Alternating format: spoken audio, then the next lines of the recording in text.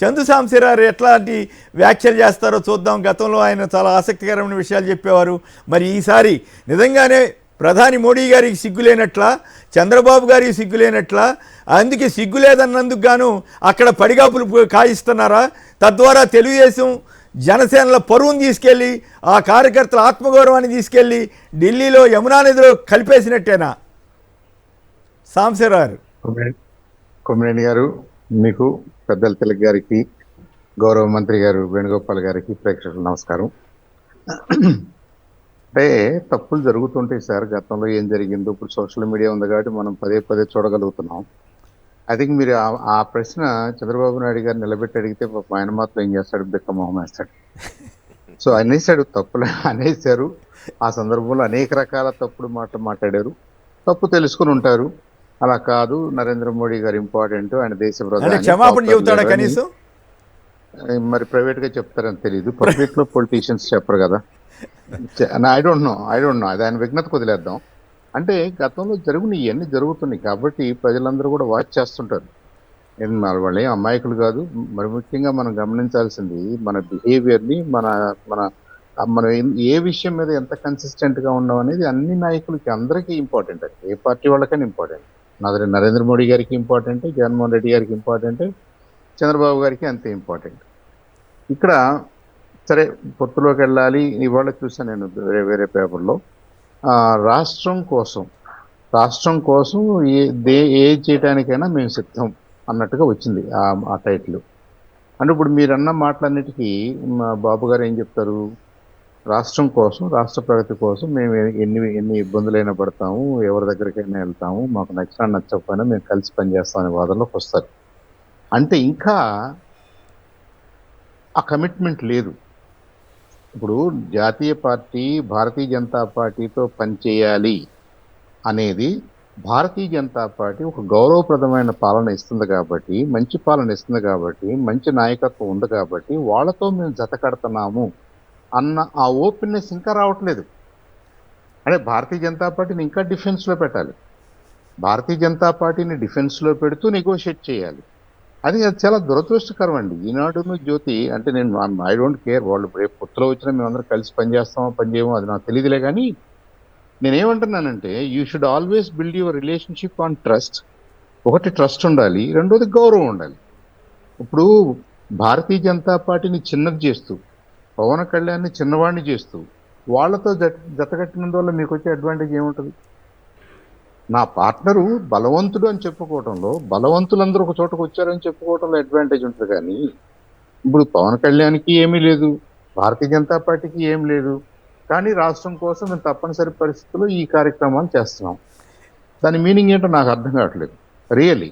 అంటే ఇర్రెస్పెక్ట్ of political ఇది కనోటేషన్స్, అలాంటి సిచ్యువేషను ఏ టీం మెంబర్కి కరెక్ట్ కాదు. ఇప్పుడు నేను వచ్చి ఇక్కడ కూర్చున్నానంటే నా ప్యానల్ మెంబర్స్ నాకంటే మంచివాళ్ళు, పెద్దవాళ్ళు, సీనియర్స్ అన్నప్పుడు నాకు గౌరవం ఉంటుంది. కానీ అదర్వైజ్ నాకేం గౌరవం ఉంటుంది? అంటే మీరు చాలా బాగా కామెంట్ చేశారు సాంబశివరావు. మీరు నిజాయితీగా మీ అభిప్రాయాలు చెబుతుంటారు. ఇక్కడ నా పాయింట్ ఏంటంటే, ఈనాడు ఆంధ్రప్రదేశ్ అయితే బీజేపీ వాళ్ళకి ఏదో ముష్టేసినట్టు 4-6 సీట్లు, ఇంతకుముందే 13 సీట్లు వాటిలో పోటీ చేసిన మీకు అసెంబ్లీ సీట్లు ఇప్పుడు ముష్టేసినట్టు 6 సీట్లు ఇస్తే మీరు రెడీగా చేతులు కట్టు కూర్చుని ఒప్పుకోబోతున్నారు. ఒక పక్క వాళ్ళు పడిగాపులు పడుతున్నప్పటికి కూడా ఈ రకమైన బిల్డప్ ఇస్తుంటే ఇదంతా చంద్రబాబు గారు లీక్ అయి ఉంటుంది కదా. ఇంక వేరే చంద్రబాబు ఈనాడు ఆంధ్రజ్యోతి రాసినంటే చంద్రబాబు గారు కలిసి రాసినట్లే కదా. 4 లోక్సభ 6 అసెంబ్లీ ఇస్తే చాలు, అదే మహద్భాగ్యం అని బీజేపీ వాళ్ళంతా ముష్టికి ఎదురు చూస్తున్నట్లు రాస్తున్నారా లేదా? అలా రాస్తున్నప్పుడు మీకు గౌరవం ఉందా? ఇంకోవైపు ఒకప్పుడు చెన్నారెడ్డి గారు కాంగ్రెస్ వాళ్ళు వేచి ఉన్న రోజుల్లో తెలుగువారి ఆత్మగౌరవం అంతా మంట కలిసిపోయింది అని చెప్పినటువంటి ఇదే పెద్ద మనుషులు, ఇదే పార్టీ ఈ రోజున 2 రోజులు 3 రోజులుగా ఉంటూ కూడా 5 నిమిషాల్లో పొత్తు తేలిపోతే 3 రోజులు ఎందుకు ఉంటామండి? రామోజీరావుకి ఏమాత్రం ఇంగితం ఉన్న అట్లా రాస్తాడా? అంత మరీ అరాచకంగా సపోర్ట్ చేయాలా? ఇప్పుడు అమిత్ షా గారితో ఇవ్వాలన్నా ఉందా లేదా? అసలేంటి వాస్తవం ఏమిటి? 3 రోజులుగా మొత్తం మీద నాకైతే ఒక విషయం, మిగతా విషయాల సంగతి ఎట్టున్నా బీజేపీ వాళ్ళు ఎట్లా లెసన్ చెప్పాలో చంద్రబాబుకి లెసన్ చెప్తున్నట్టే నాకు అనిపిస్తుంది. అయితే నిజానికి అక్కడ దాకా రానివ్వటమే బీజేపీ చేస్తున్న పెద్ద తప్పు. ఎందుకంటే అన్ని బూతులు ఒక దేశ ప్రధాని పట్టుకుని టెర్రరిస్ట్ అన్నటువంటి నా చంద్రబాబుని ఆహ్వానించారంటేనే మీ పరువు పోయింది. మీరు నిజంగానే మీరు ఆత్మగౌరవం వదులుకున్నట్టు అది వేరే విషయం. కానీ ఈరోజు ఏం జరుగుతోంది? ఈ 3 రోజులుగా ఎందుకు వేచి ఉంచేలా చేశారు? నిన్నైతే కనీసం పలకరించే దిక్కు కూడా లేకుండా చంద్రబాబుని, పవన్ కళ్యాణ్ని అక్కడ ఎందుకు కూర్చోబెట్టారు? ఈరోజు ఏం జరుగుతుంది? మీరు తెలుగుదేశం వేసే ముష్టికి మీరు ఓకే చేయబోతున్నారా? సరే, అంటే ఇప్పుడు ఆ ముష్టి అనే పదాలు అవి కరెక్ట్ కాదేమో కానివ్వండి, కానీ వాళ్ళ వాళ్ళ రైటింగ్స్ మాత్రం అంత గౌరవప్రదంగా లేవు, అంతవరకు ఒప్పుకుంటాను. ఇక్కడ చంద్రబాబు నాయుడు గారు కానీ, పవన్ కళ్యాణ్ గారు కానీ ఢిల్లీ వెళ్ళారు, భారతీయ జనతా పార్టీ నాయకుల దగ్గరికి వెళ్ళారు, వాళ్ళు వీళ్ళ దగ్గరకు రాలేదు. I think that should answer. అట్లెక్కడ అంటున్నారు? వాళ్ళు ఏం రాస్తున్నారో తెలుసా? మొన్న ఊదర కొట్టారు టీవీల్లో. ఇంకేముంది, బీజేపీ నుంచి ఆహ్వానం, బీజేపీ వాళ్ళు బతిమిలాడుతున్నారు, బీజేపీ అమిత్ షా అసలు మాట్లాడితే ఫోన్ చేసి నువ్వు ఎప్పుడు వస్తావు అన్నట్టుగా ఆ ఫీలింగ్ ఇస్తున్నారా లేదా? వెల్, ఇప్పుడు వాళ్ళు ఇన్వైట్ చేయొచ్చు, వీళ్ళు వెళ్ళొచ్చు, కానీ దాన్ని అలా ఫెయిర్గానే రిప్రజెంట్ చేయాలని కోరుకున్నాం. ఇక రెండవది, ఇప్పుడు అక్కడ జరుగుతున్నదండి, కొమ్మినేని గారు, వీర్రాజు గారు, పురంధేశ్వరి గారు, తర్వాత మా సంఘటన మహామంత్రి, వీళ్ళందరూ కూడా సుదీర్ఘంగా 1 రోజున్నర పాటు 175 నియోజకవర్గాల్లో మా స్థితిగతులు, మా బలాబలాలు, మాకున్న క్యాండిడేట్స్, అలాగే 25 నియోజకవర్గాల్లో మాకున్నటువంటి క్యాండిడేట్స్, ఆప్షన్స్, ఇవన్నీ కూడా చాలా సుదీర్ఘంగా మళ్ళీ ఢిల్లీలో చర్చ చేసుకుని, నోట్స్ రాసుకుని వీళ్ళు నడ్డా గారికి, మా జాతీయ అధ్యక్షులకి అప్పచెప్పారు. ఇంకా అక్కడ నుంచి వాళ్ళు ఏంటంటే ఆ ఉన్న పరిస్థితుల్లో నుంచి ఇప్పుడు మేము మారాము, రాష్ట్రం కోసం మనం కలిసి పనిచేద్దాం అని ఒక ప్రపోజల్ తీసుకొచ్చినప్పుడు ఐ థింక్ మ్యాగ్నానిమస్గా దాన్ని పరిశీలించాల్సిన బాధ్యత ఏ పార్టీకైనా ఉంటుంది. మీరు గతంలో మమ్మల్ని తిట్టారు కాబట్టి మేము మీతో ఏం చేయము అని తిడితే పర్వాలేదు సార్, తిడితే పర్వాలేదు. ఒక దేశ ప్రధాని ఉగ్రవాది, అసలు ఏ దేశ, అసలు ఇతర దేశాలు రానివ్వట్లేదు ఈయన్ని. ఇంకా చాలా అసలు పెళ్ళా ఉందా ఈయనకి? ఏమంటారు, ఇంకా చాలా నేనే చాలా బాధపడ్డాను. నేనేమి ప్రత్యేకించి ఆ పార్టీ ఈ పార్టీ అని కాదు, ఒక దేశ ప్రధాని అట్లా అంటారా? ఇదేంటని ఆ రోజు నేను చెప్పాను, ఈ రోజు చెప్తున్నాను. కానీ మోడీ గారికి కూడా ఆత్మగౌరవం ఉందని నేను ఆ రోజు నమ్మాను. మోడీ గారికి ఆత్మగౌరవం ఉంటుందని ఇప్పటికీ నమ్ముతున్నా. మరి వదిలేసుకుని మరి చంద్రబాబుతో అలాయ్ అంటే ఇక అంతకంటే ఘోరమైన పరిస్థితి ఇంకోటి ఉంటుందా? కాదు సార్, కాదు.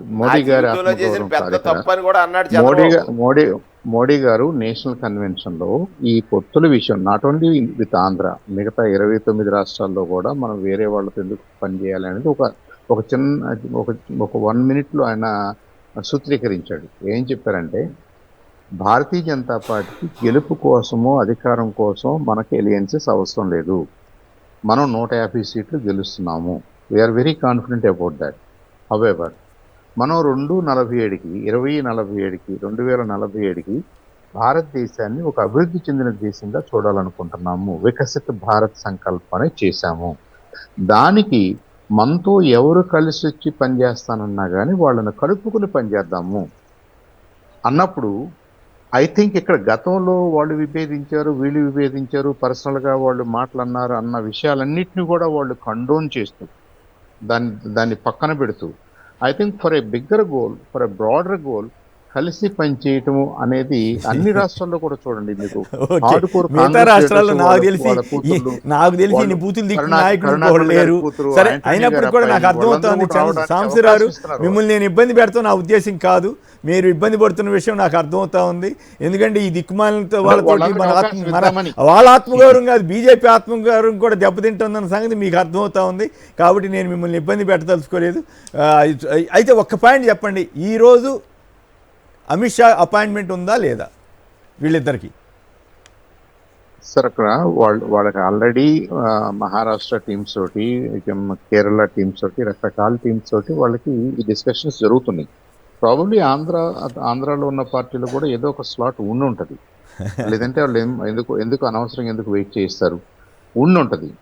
కాకపోతే ఏంటంటే ఇక్కడ ఇన్ని విషయాల మధ్యలో ఇదేదో ప్రయారిటీ ఇప్పుడు తేల్చే అంశం కాదు కాబట్టి 1 or 2 days టైం తీసుకున్నా కానీ వెయిట్ చేయడం అంటే పరువు తీసినట్లు కాదా? తెలుగుదేశం జనసేన పరువును తీసుకెళ్లి యమునా నదిలో కలిపినట్లు కాదా? అది అది అప్పట్లో ఆ మాట కేసీఆర్ గారు రాసిన వాళ్ళని ఇప్పుడు అడగాలి. ఆల్రెడీ ఇప్పుడు పవన్ ఇచ్చి కళ్యాణ్ పుచ్చుకునే గారు ధోరణిలో భారతీయ జనతా పార్టీ పెద్దలు నన్ను చాలా దారుణంగా తిట్టారు, అవును. ఈ చంద్రబాబు నాయుడుతో కలిసినందుకని చెప్పి ఒక కామెంట్ కూడా ఆయన చేశారు కదా సార్. చేదరించుకుంటారు భారతీయ బీజేపీ జనతా వాళ్ళని పార్టీ చెప్పాడు కదా. పెద్దలు దారుణంగా ఆయన చేదరించుకున్నారు, డైరెక్ట్గా తిట్టారు, చెప్పాడు. నన్ను మరి ఎన్నో దాన్ని- బాధలు పడ్డాను, ఎన్నో అవమానపడ్డాను. నేను అన్నాడు కదా చంద్రబాబు, ఎవరు పవన్ కళ్యాణ్ గారు. పవన్ కళ్యాణ్ గారు భారతీయ జనతా పార్టీ పెద్దలు ఈ చంద్రబాబు నాయుడుతో కలయికని ఆల్రెడీ కామెంట్ చేసింది ఆయన, ఎవరు పవన్ కళ్యాణ్ గారు బహిర్గతంగానే చెప్పాడు. రైట్. తెలంగాణ ఎన్నో మాటలు పడితే అవమానాలన్నీ భరించానని చెప్పాడు. రైట్.